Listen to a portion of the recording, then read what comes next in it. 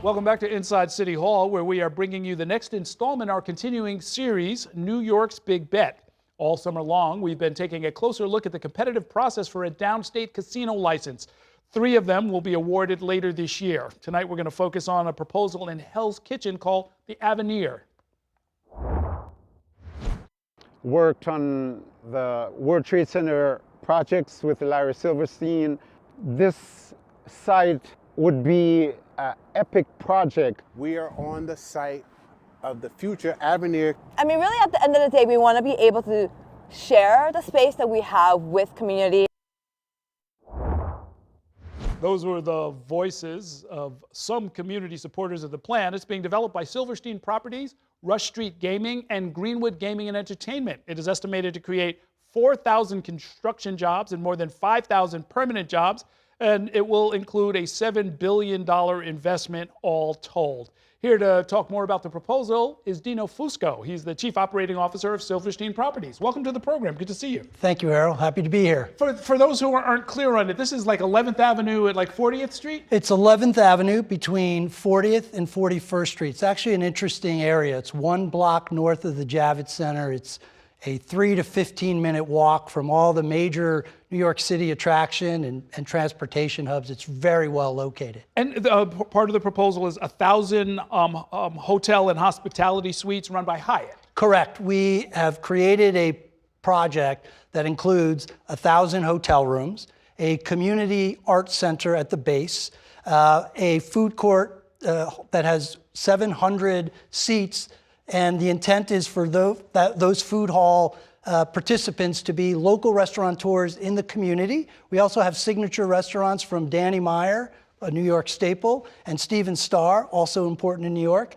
And actually, Danny Meyer's organization, Union Square Hospitality Group, is going to be providing training for all 5,000 of those permanent employees to create really good professional jobs. Okay, I'm looking at the external shot, and it's reminiscent of 4 World Trade Center. But is it basically 1 block? It's an entire block. It's bounded on the north side by a FedEx building and a Con Edison substation. On the south side, but by the new Port Authority bus ramps. And so it's really a site that we've been trying to develop over the last decade.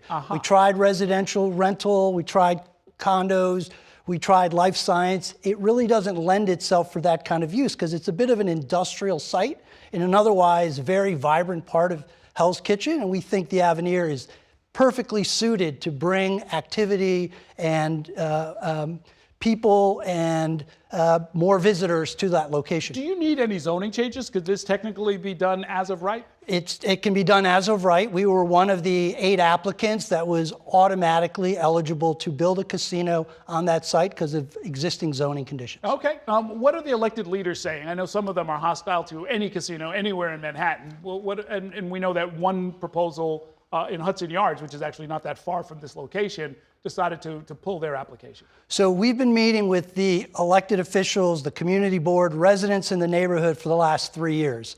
We actually, Silverstein Property owns 2,300 units of multifamily apartments diagonally across the street from the Avenir site. And in connection with those 3 years of conversations, the elected officials have been very focused on making sure that we talk to the community and deliver to the Avenir those aspects of a project that they want. So for example, high on the list, especially for the community board and the elected officials, was housing. We're going to be delivering 2,000 housing units, 500 of which will be affordable as part of this project.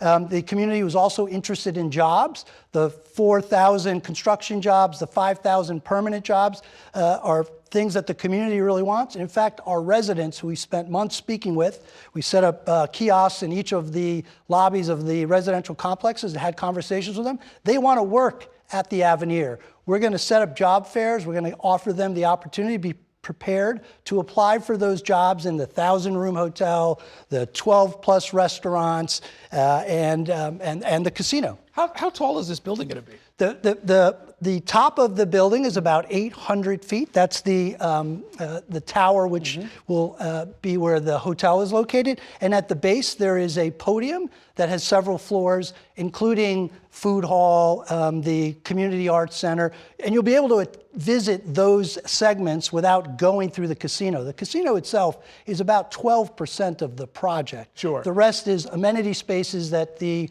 community can use without ever entering the casino. What made Silverstein decide to get into the entertainment business? So we are a real estate developer, as you know. We're well known for not only the World Trade Center, but we've been an investor in Hell's Kitchen since 1984. And over the last 40 years, we've continued to look for opportunities, including those 23 apartment units that we own at River Place and Silver Towers.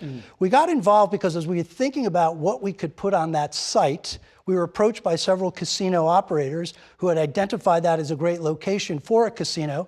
And what we did was select our partners, as you mentioned, Rush Street and Greenwood Gaming, because they have the same culture and fundamentals that we do. We're all three of us family-owned, long-term interest owners in important properties. The Rush Street team has developed several casinos in Chicago, in Pittsburgh, in Philadelphia, and Schenectady, New York. And they're all about building relationships with community, having a long-term interest, not managing the property or its operations on a quarter-by-quarter basis. We're not a Vegas casino partners. They're not Atlantic City casino partners.